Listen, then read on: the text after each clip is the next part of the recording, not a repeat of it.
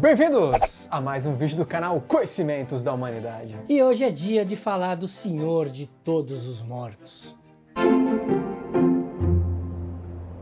Bom, hoje nós vamos falar sobre Anubis, esse ser incrível. E para isso, se você quiser indicações de leitura, aqui na descrição do vídeo tem alguns links que você vai ser direcionado para a Amazon e comprando pelo link você ainda dá um apoio, dá uma ajuda para o canal. Certo? Bora! E hoje é dia de falar dele, do grande Anubis, que era ou ainda é o antigo deus dos mortos, dos moribundos, aqueles que estão próximos de morrer. Ele era o deus que guiava ou conduzia a alma desses mortos ao submundo e também pelo submundo. E o nome Anubis vem do grego. Olha que incrível. Para os egípcios ele era conhecido como Anpu, ou Anupi, ou ainda Impu. Ele era representado por um hieróglifo com um chacal deitado sobre um altar em forma de arca, que representava a tenda de mumificação. Durante o período greco-romano ali, aquela dominação ali ptolomaica, depois romana, ele chegou a ser sincretizado com Hermes, o deus grego, lembra de Hermes lá da Grécia? E aí ele gerou uma divindade chamada Hermanubis. Anubis era sempre representada com cabeça de chacal e era sempre associado com a mumificação e a vida após a morte na mitologia egípcia. Um chacal é um cachorro selvagem, né, Léo? É, exatamente. Isso, inclusive, é um problema em ser um consenso entre os egiptólogos, que alguns acham que é um cachorro, outros acham que é um chacal. Mesmo que a gente cresceu ouvindo falar que é um chacal, existem muitos relatos arqueológicos de que ele estava associado, as cidades, né, associadas com ele, tinham muitos cemitérios de cães, então pode ser que seja um cão também. E a associação com Anubis, com chacais ou cães, provavelmente vem do fato deles perambularem pelos cemitérios porque eles comem carniça. Então eles cavavam lá os primeiros túmulos para comer os cadáveres, e também pelo fato de ser reciclador da morte que o chacal tem na sua natureza, né? Como ele come os cadáveres. Inclusive, aqui vai um parênteses aqui, um adicional, foi por conta disso que os túmulos foram evoluindo até chegar nos Vales dos Reis, né? A origem é exatamente essa. Como que a gente vai deixar o nosso falecido enterrado, sendo que vai alguém, um cachorro, um chacal, e come os cadáveres. E ele era representado como um chacal negro, porque os corpos, quando eram embalsamados, eles assumiam essa coloração preta. Então, as representações de Anubis eram com esse negro que remetia aos corpos embalsamados. Segundo alguns textos chamados de Os Textos das Pirâmides, que são datados lá do Império Antigo, ele era associado como se fosse um protetor das pirâmides e era relacionado diretamente ao enterro dos faraós. E na época do Império Antigo, Anubis era o deus dos mortos mais importante. Porém, durante o Império Médio, Osíris passou a ter a função de deus principal dos mortos. Enquanto Anubis tinha funções menores, por exemplo, o preparo do corpo, o embalsamamento dos mortos e protetor do processo de mumificação. E essa mudança entre o reinado de Anubis e de Osíris, de quem era o rei ali do submundo, ela tem um papel muito importante, tanto politicamente quanto religiosamente. Enquanto a gente tem o período de Anubis, só o faraó era mumificado e tinha direito a esse pós-vida. Quando tem a mudança na mitologia, que Osíris passa a ser ali a primeira múmia, passa a ser o regente do mundo inferior, então, a partir desse momento, todo mundo pode ser mumificado e viver no pós-vida. Claro que tem uma questão financeira aí associada a quem podia pagar pelo processo de mumificação, mas pelo menos a vida no pós-vida se torna mais democrática nesse sentido. E isso pode estar relacionando ao nascimento do culto a Anubis. Imaginem que as pessoas comuns eram enterradas em covas rasas,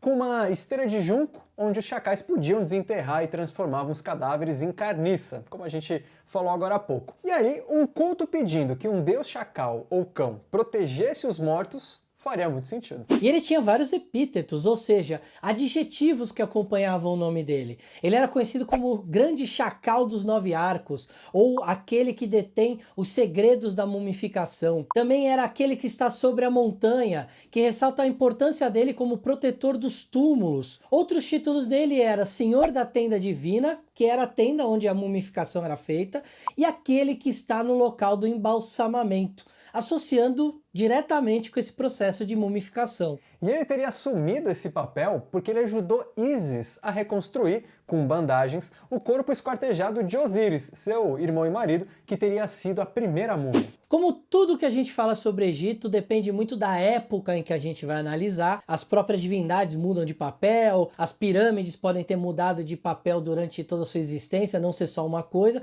O próprio Anubis também assumiu diversos papéis diferentes ao longo da história, mas uma coisa meio que se manteve. Muitas procissões públicas no Egito, elas eram realizadas quase que obrigatoriamente com uma representação de Anubis marchando em seu início. E ele era tão importante para o embalsamamento que um dos sacerdotes presentes no processo devia usar uma máscara que o representasse. E aí, como grande condutor de alma, depois da mumificação acontecer, acreditava-se então que o coração era entregue, o coração do morto era entregue a ele, e era ele que levava esse morto até a grande balança de Maat, onde esse coração deveria ser pesado contra a pena da verdade de Maat. Se o coração fosse mais pesado que a pena, ele era considerado uma pessoa má e era devorada por um ser chamado Amite. O monstro, leão, crocodilo e hipopótamo, tudo junto, o comia. Mas se a pena fosse mais pesada que seu coração, significava que ele era leve, que ele era bondoso. E aí Anubis o levava num barco para atravessar o rio Nilo e encontrar com o deus Osíris para viver a vida após a morte. Agora, trazendo um pouco de causos de família,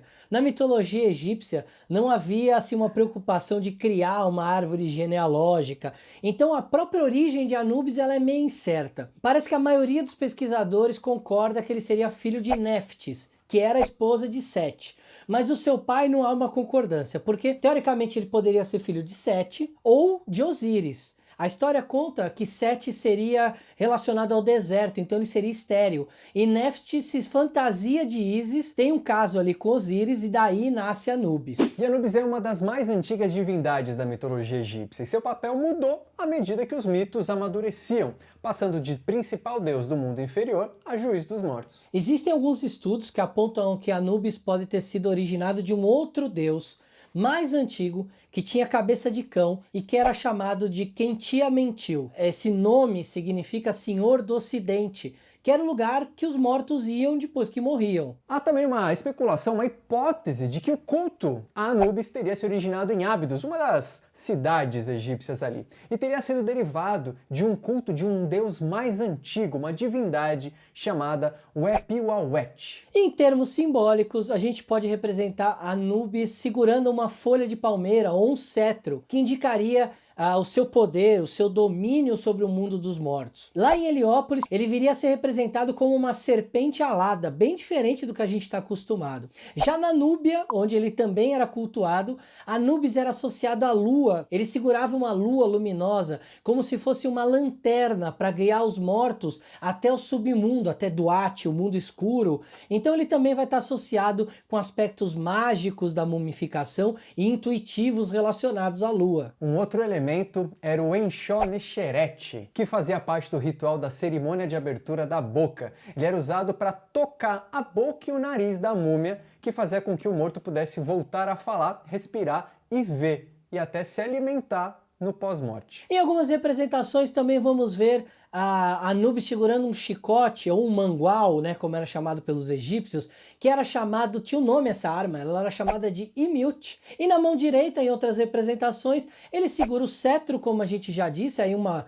representação já de um cetro comprido, maior, um pouco parecido ali com a folha da palmeira, e na mão esquerda segurava um Anki, que é o representante da vida e da morte e da árvore da vida para os egípcios.